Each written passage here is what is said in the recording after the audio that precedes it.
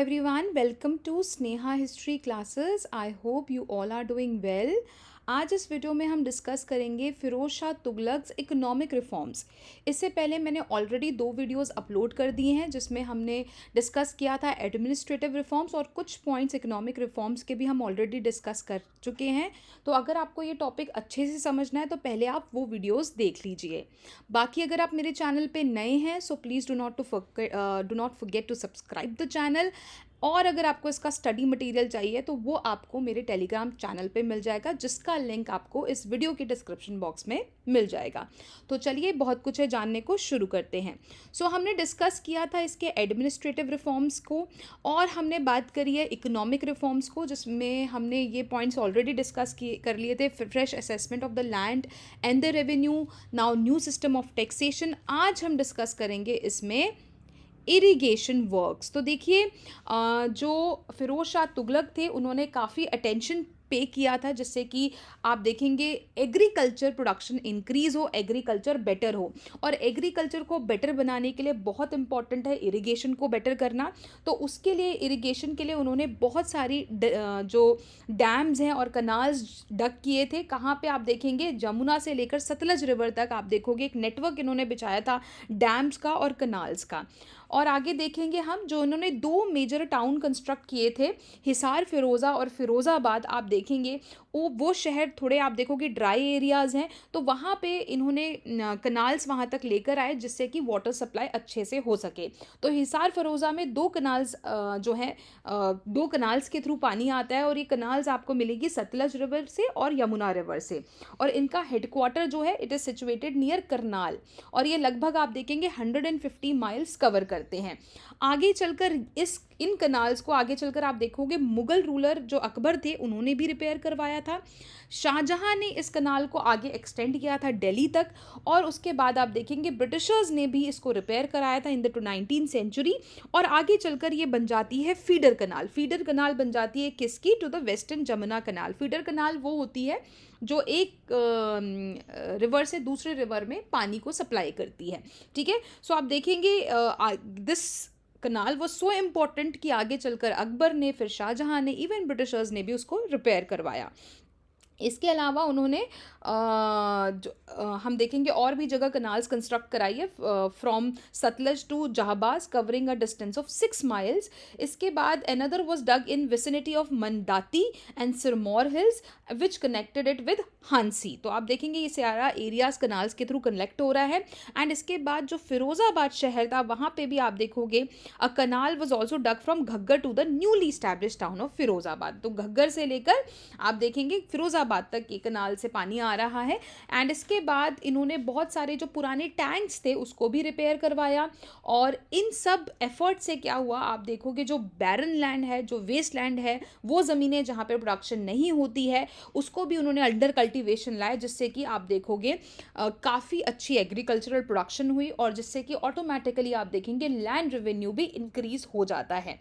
And moreover 52 new agricultural colonies sprang up in the Doab alone and this made the people happy and contented। तो obviously अगर agricultural production अच्छा होगा तो peasants भी खुश रहेगा और peasants भी खुश रहेंगे और गवर्नमेंट तो खैर होगी क्योंकि रेवेन्यू बढ़ेगा। और जो इरिगेशन पर्पस के लिए जो लोग स्टेट कंस्ट्रक्टेड कनाल्स का इस्तेमाल करते थे तो उसके बदले वो इरिगेशन टैक्स पे करते थे at the rate of 10% of the produce of land, जिसको बोला जाता था हक ए शराब। ठीक है, सो ये तो हो गया इरिगेशन वर्क। नेक्स्ट हम बात करते हैं reforms in the currency.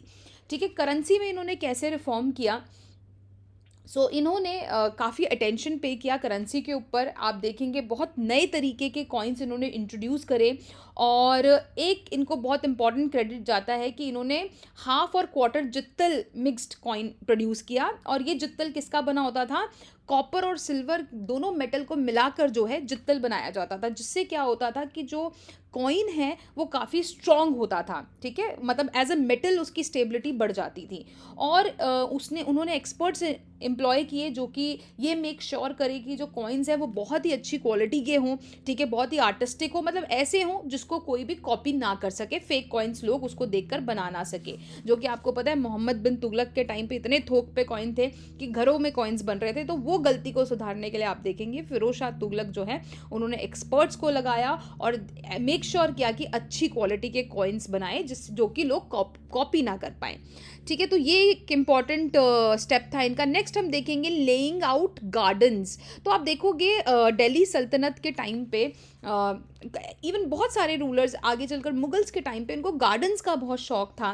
Firoz Shah Tughlaq को भी similarly he was a great lover of gardens और उन्होंने लगभग आप देखेंगे 1200 फूड गार्डन्स कंस्ट्रक्ट करवाए nearly Delhi and many more at other places. तो दिल्ली के आसपास और बहुत दूर के इलाकों में, उसके आसपास के इलाकों में 1200 फ्रूट गार्डन बनवाए और इसके बाद उन्होंने ही restored 30 old gardens of Alauddin Khilji. जो अलाउद्दीन खिलजी के पुराने गार्डन्स थे उनको ठीक कराया और इसकी वजह से all these gardens also became an important source of income to the government. कैसे? क्योंकि आपको पता है इन गार्डन्स में ये फ्रूट्स लगवाते थे।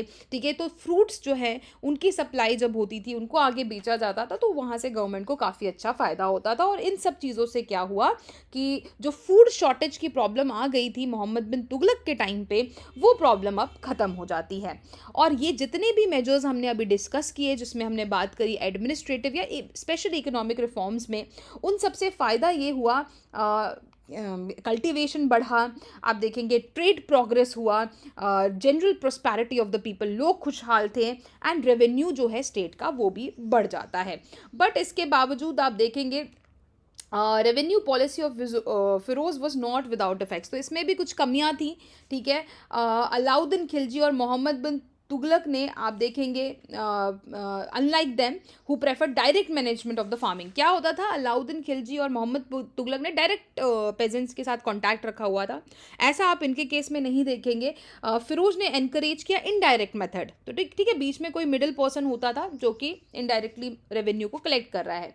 सो ये जो वर्क था रेवेन्यू कलेक्शन का, it was given to the highest bidders who try to extort as much from the cultivators as they could. तो यही रेवेन्यू कलेक्टर जो बीच में इन्होंने एम्प्लॉय किए थे वो क्या करते थे, वो बिडिंग करते थे और जिसने सबसे ज़्यादा बिड करी है उसको जो है रेवेन्यू का राइट दे दिया जाता था। और अब वो जो रेवेन्यू कलेक्टर है वो मेक श्योर करता था कि वो ज़्यादा से ज़्यादा कल्टिवेटर से पैसा निचोड़े जिससे कि उसका भी फ़ायदा हो और वो स्टेट को भी दे।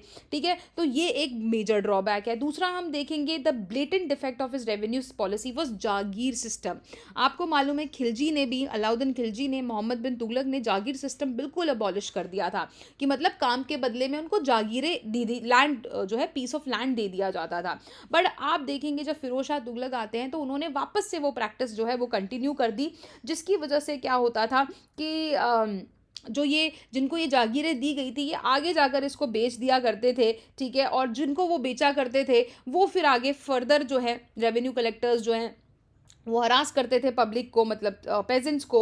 और इसके बाद साथ साथ जो असाइनीज थे they also got less than their legitimate share of the revenue. मतलब जिनको जागीर दी गई थी और जितना उनसे प्रॉमिस किया गया था कि उनको रेवेन्यू मिलेगा उतना उनको नहीं मिलता था। तो बेसिकली ये जागीर सिस्टम एक्चुअली आगे देखोगे आप जागीरदारी सिस्टम भी मुगल्स ने भी इंट्रोड्यूस किया है और ये एक मेजर रीज़न मिलता है behind the downfall of the Mughal empire और दिल्ली सल्तनत के लिए भी। क्योंकि क्या आप अगर सब में ज़मीनें बांटते रहोगे, सबको ओनर बना दोगे ज़मीनों का, तो आपके पास क्या रह जाएगा। ठीक है, तो ये एक बहुत बड़ी प्रॉब्लम थी। लास्ट में हम देख लेते हैं dark side of Firoz reign administration की कंक्लूजन में देख लेते हैं कैसा काम था इनका। ठीक है, तो ओवरऑल देखोगे तो कुछ हद पॉजिटिव नेगेटिव दोनों पॉइंट मिलेंगे। ठीक है, कुछ लोग कहते हैं कि फिरोज शाह तुगलक फनेटिक रूलर भी था।